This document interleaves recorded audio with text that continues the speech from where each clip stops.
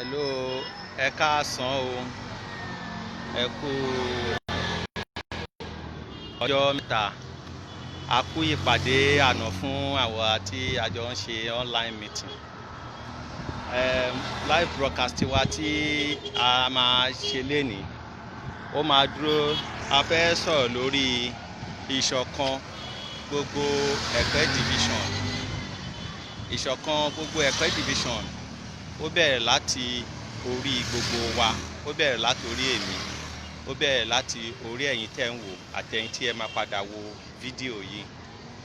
Ìṣọ̀kan Ẹ̀pẹ́ division ni ọ̀pákùtẹ̀lẹ̀ bíi roadmap sí àti tẹ̀síwájú Ẹ̀pẹ́ division lápapọ̀. Mọ̀ sí pé division márùn-ún ló wà ní Ẹ̀pẹ́ division, ló wà ní Lagos State. Division márùn-ún tó wà ní Lagos State, a rí Ìkẹjà division, a rí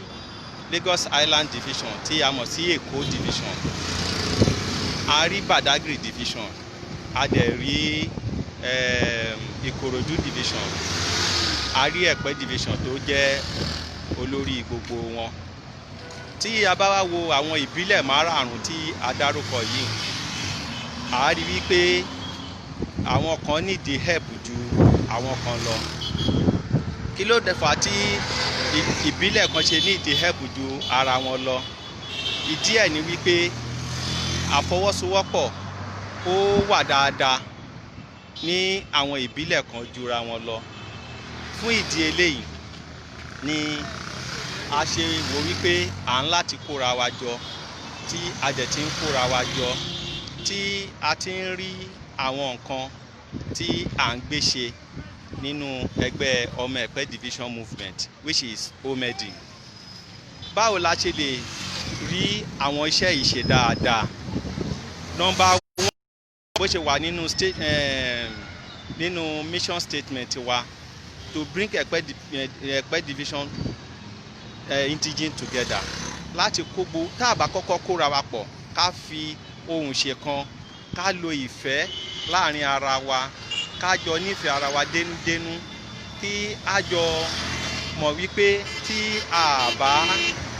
nífẹ̀ẹ́ ara wa, ká jọ ṣẹ̀kan náà, Ọlọ́run má jẹ́ kí ọkọ̀ já wa sílẹ̀. Ọkọ̀ tí mo dẹ̀ mí pé kí Ọlọ́run má jẹ́ kí ọkọ̀ já wa sílẹ̀ ni wípé Ọlọ́run má jẹ́ kí ọkọ̀ Lagos State Development já wa sílẹ̀. Àgbé mi ò rẹ́dì láti wá tọ̀yàn kankan bí báyìí. Already ọkọ̀ yẹn ti ń já wa sílẹ̀, ṣùgbọ́n Ọlọ́run ti gbògo fún wa. Èmi ń rí Ẹ̀pẹ́ division in the next 10 years pé hub of commercial activities ló máa jẹ́ in the whole of Africa. Tí ó bá dẹ̀ máa jẹ́ bẹ́ẹ̀ yẹn, kí a lè ní à ń láti tètè sú ògiri mọ́, torí ẹ̀yin àgbàlagbà ẹ bọ̀ ẹni wípé kí Gombe tó di egbò, kí Sobia tó di egbò, onígòǹbè là máa ń ké sí. Ẹ tún ní pé àgbà tí ò bá kẹhùn sí ọ̀rọ̀ ó máa kẹtan sáré. Fine, àgbà tí ò bá kẹhùn sọ̀rọ̀ máa kẹtan sáré. Time tó yẹ kó dá sí ọ̀rọ̀, nígbà tí ọ̀rọ̀ yẹn tí omi yẹn sì wà lórí kún, tí ò bá dá sí nígbà yẹn,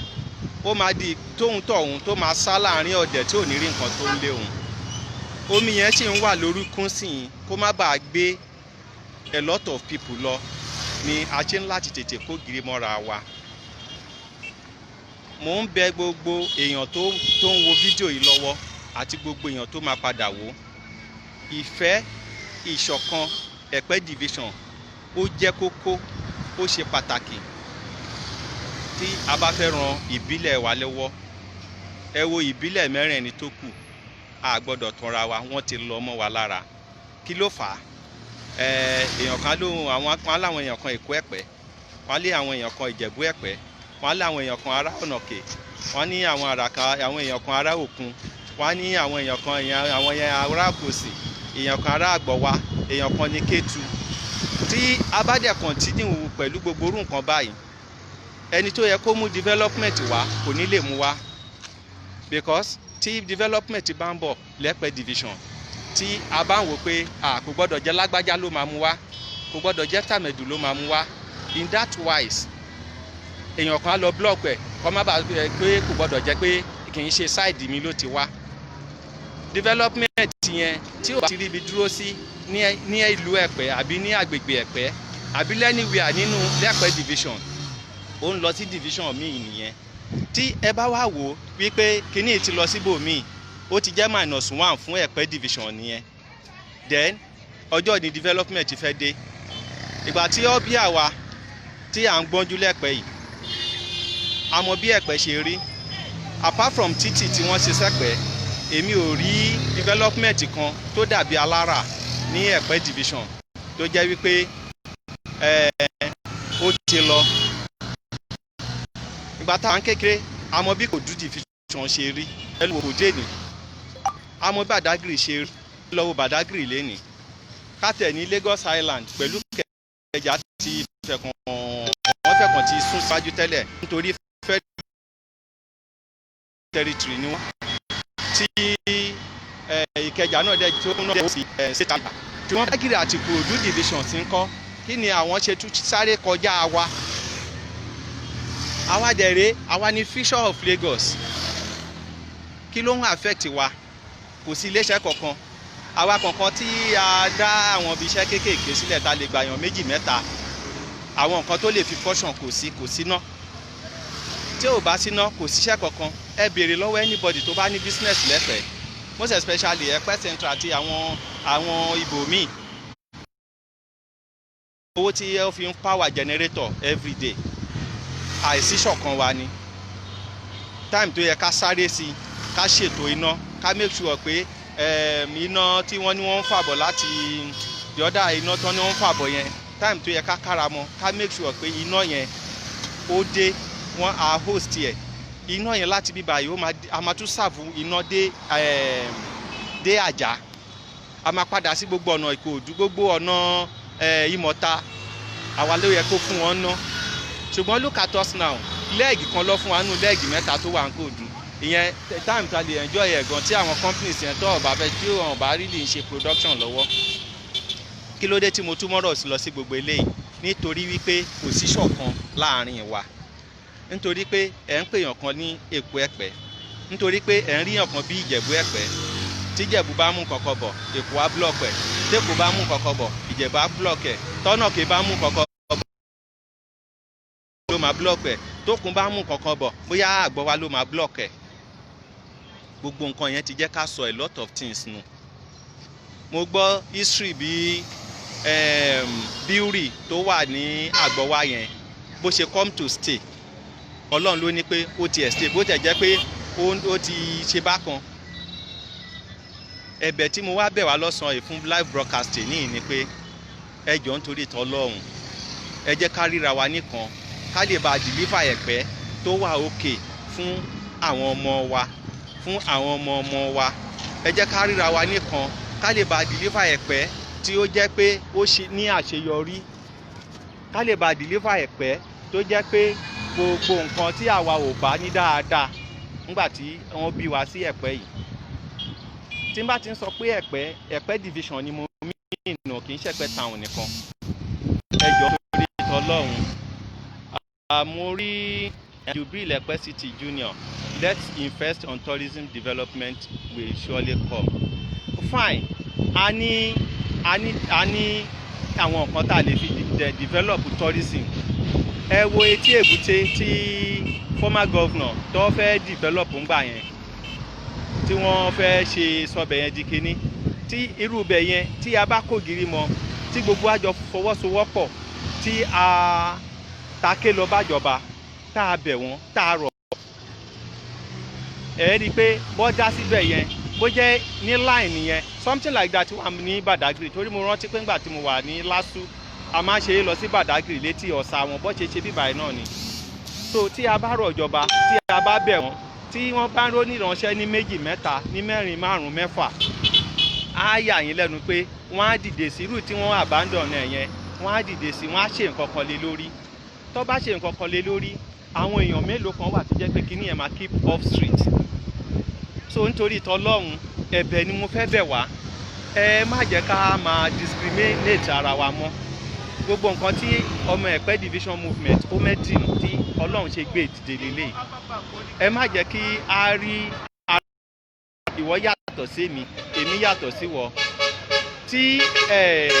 a bá ríra wa pé a yàtọ̀ síra wa a jọ fọwọ́sowọ́pọ̀ and nǹkan kan tún ṣẹlẹ̀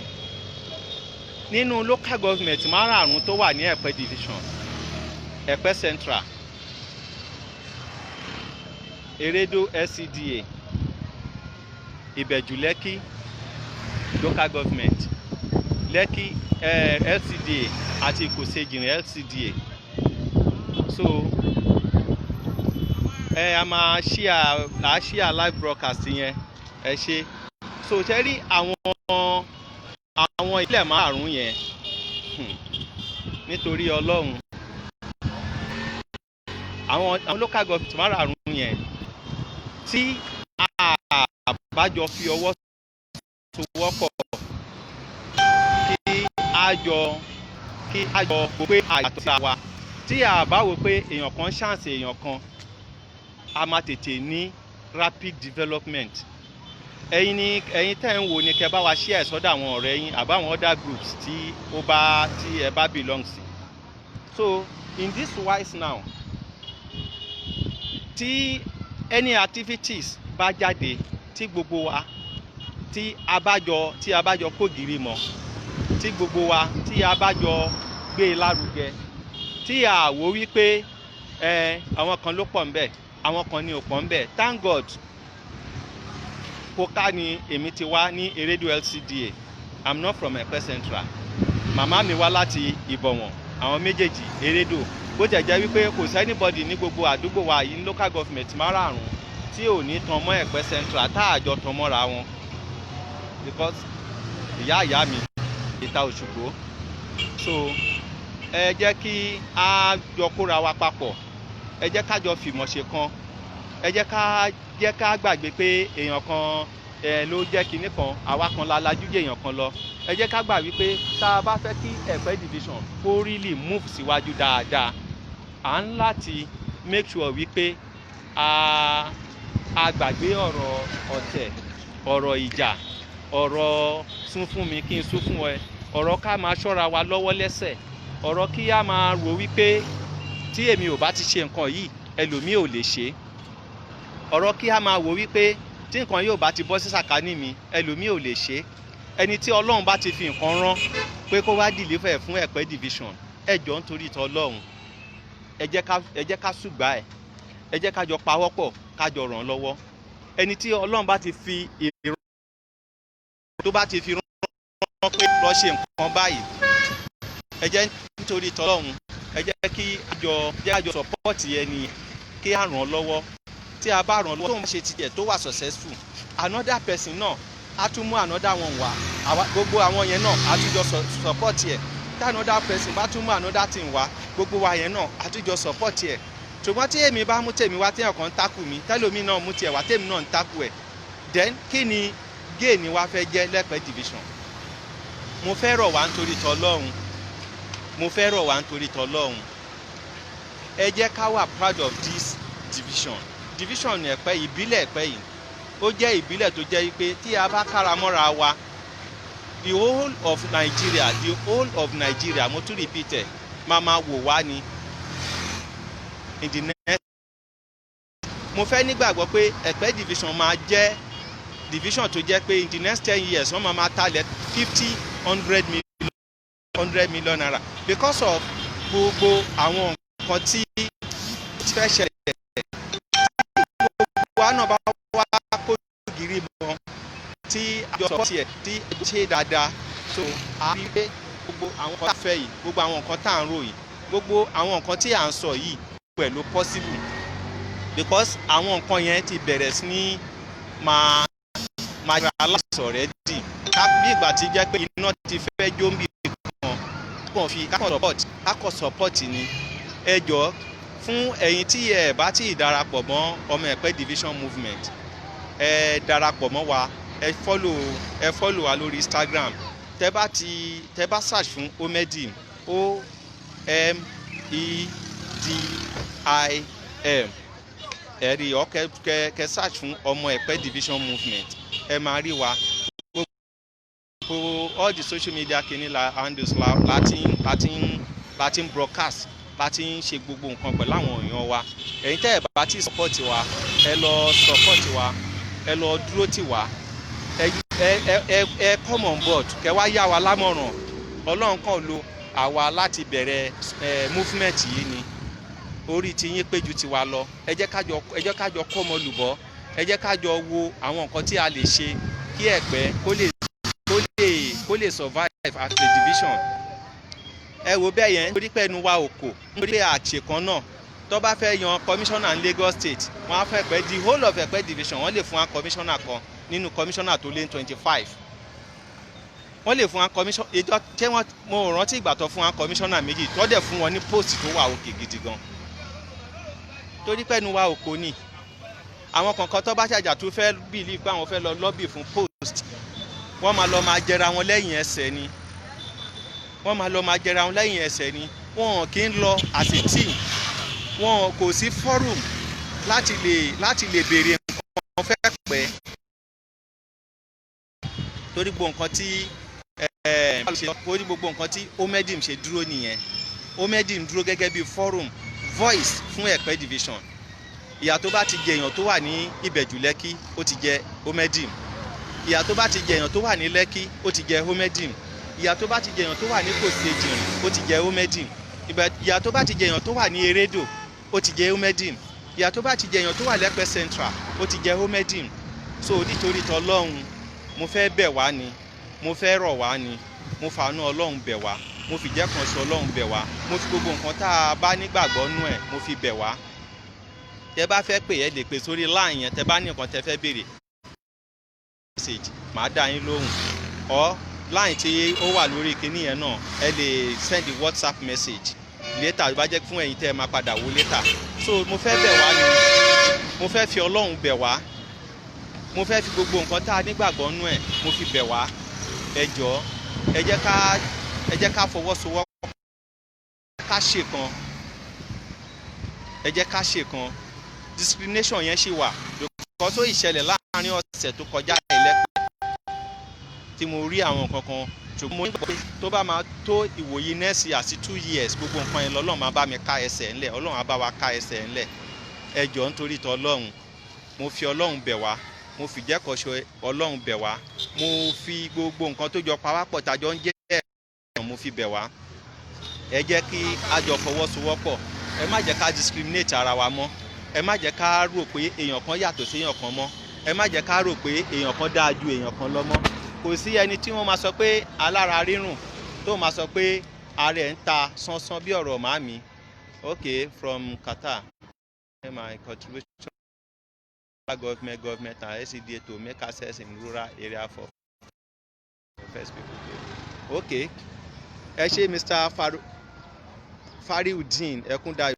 Àgbájé ẹ ṣé gbogbo àwọn yìí ti bẹ̀ because tí àwọn èèyàn tó bá wà ní ìgbèríko bó jẹ́ pé constitution sọ pé kò sí gbèríko ní Lagos State bẹ̀tẹ̀ àwọn ibì kankan náà ṣì wà tọ́yìn ṣe farming díẹ̀díẹ̀ àwọn èèyàn wa tó bá wà ń bẹ̀ a lè bá àwọn ìjọba ìbílẹ̀ sọ̀rọ̀ tó bá jẹ́ pé wọ́n nídìí àwọn nǹkan kan a assist wọn a ti ń bá àwọn ọmọ wa sọ̀rọ̀ all over the world tọ́dẹ̀ ti dúró tọ́dẹ̀ ti ready láti support wa tí wọ́n ti jẹ́jẹ́ fún wa in fact tí a ti jọ ń sọ̀rọ̀ tó ti múnádóko gidi so àwọn ibi tí ó bá kù sí pẹ̀lú àwọn local government kankan ní lọ bá wọn sọ a máa assist wọn caterpillar wọn bàjẹ́ ni àwọn tí ò ní àwo bí a ṣe lè get a ti ń bá àwọn èèyàn kan sọ̀rọ̀ ta ti ń sọ̀rọ̀ lórí nǹkan bẹ́ẹ̀ bó jẹ́ ẹyọkan láti lágbára à á ṣe ibi tó bá wà wọn bó jẹ́ àwọn máa rọpo sí ni àwa á gbé wá wọn á rọpo sí wọn á lọ bá wọn ṣe tí wọ́n bá clear ọ̀nà àwọn ẹni tí ó ní farm á lè kó nǹkan èrè ẹ̀ jáde àwọn ìlú mi náà wà tó yẹ pé wọn ò tí ì ta ọ̀nà débẹ̀ tó jẹ́ pé ọ̀nà yẹn rí jákujàku tójò bá ti rọ̀ even láwọn àdúgbò níràyè ń bí báyìí ká má yẹ̀jẹ̀ sọ àwọn ìlú mi bẹ́ẹ̀ yẹn Ìkòsí Èjìrìn the same thing tó jẹ́ pé tó wọ́n máa need láti lè grade ọ̀nà àáwò bá ṣe lè collaborate pẹ̀lú àwọn local government wọn láti ayédáadé fún àwọn èèyàn wa. So nítorí t'Ọlọ́run mo fẹ́ fi Ọlọ́run bẹ̀ wá fún ẹ̀yin tẹ́ wà ní diaspora tẹ́ ti sí nínú platform àwọn ti diaspora yẹn, ẹ lè pe nọ́mbà yìí or kẹ́ send text message or WhatsApp ló ti message sí mi kájọ sọ̀rọ̀ àájọ yín pẹ̀lú àwọn tó kù yín wọ́n ti ń wà lójú kan. Ẹ jẹ́ kájọ gbé Ẹ̀pẹ́ lárugẹ, ẹ jẹ́ kájọ help Ẹ̀pẹ́, ẹ jẹ́ kájọ wo nǹkan tá a lè ṣe fẹ́pẹ́. Ẹ̀pẹ́ division kò gbọ́dọ̀ remain stagnant báyìí. Ẹ jọ̀ọ́ ìṣọ̀kan yẹn gangan la wà after, ìṣọ̀kan yẹn gangan ló jẹ wá lógún. Ẹ jẹ́ ká bí a ṣe lè ṣe tí ìṣọ̀kan yẹn tó máa dúró báyìí lọ. Àwọn nǹkan míì tá a ti sọ, tá a bá rí ẹni bó tiẹ̀ sí ni ẹ̀yin gbọ́n jù mí lọ, ẹ pè ẹ send message àwọn nǹkan tí ẹ bá ọ̀nà tẹ bá tún rò pé a lè gbé gbà, because láì sí unity kò sí nǹkan tẹ́ anybody lè ṣe o. Àgbájọ ọwọ́ la fi ń sọ̀yà. United we stand, divided làwọn ọ̀tá wa máa fall. Reason ẹ̀ tó jẹ́ pé slogan méjìlá ni a ní, tá a bá sọ pé Omedim a ní Ẹ̀pẹ́ division is one. Tá a bá sọ pé Omedim family a ní pé we unite to excel. À ń láti sowọ́pọ̀ láti lè ga láyé, láti lè ṣe rere. Ẹ ṣé mo dúpẹ́. Orúkọ tèmi ni Fọlá Ọ̀nàsànyà. Ẹ lọ sí àwọn platform wa, ẹ lọ join wa lórí Facebook, ẹ lọ follow wa lórí Twitter, ẹ lọ follow wa lórí Instagram, ẹ lọ wò wá, ẹ lè lọ darapọ̀ mọ́ wa náà lórí Telegram. Kẹ Google kẹ search fún Omedim Pips. So tẹ bá ti search fún Omedim Pips, bó dẹ̀ jẹ́ Omedim lẹ search fún, ó máa gbé wá. Tó bá ti gbé wá, nítorí t'Ọlọ́run kẹ join wa. Láti bẹ̀ àwọn information wà tó jẹ́ pé ẹ máa rí. À ń ṣe meeting every Wednesday online. Àwọn physical meeting wa quarterly la ṣì ń ṣe, ṣùgbọ́n àwọn physical meeting yẹn máa tó padà sí monthly, because àwọn èèyàn lot of people ti ń call fún pé káwọn máa ṣe meeting monthly physical meeting. So fún ẹ̀yin tẹ́ ẹ ti darapọ̀ mọ́ wa, ẹ má jẹ́ ká wò pé èèyàn kan ló ṣe, ibi apápẹ́ kan ló ti wá. Ẹ jẹ́ kájọ ṣe nǹkan kan náà. Mo fẹ́ fọlọ́run bẹ̀ wá, mo fẹ́ fìjẹ́ kan ṣe Ọlọ́run bẹ̀ wá. Ẹ jẹ́ fọ́ Omedim ọmọ Ẹ̀pẹ́ division movement Omedim. Tẹ bá ti search, tẹ bá ti rí, tẹ darapọ̀ mọ́ wa.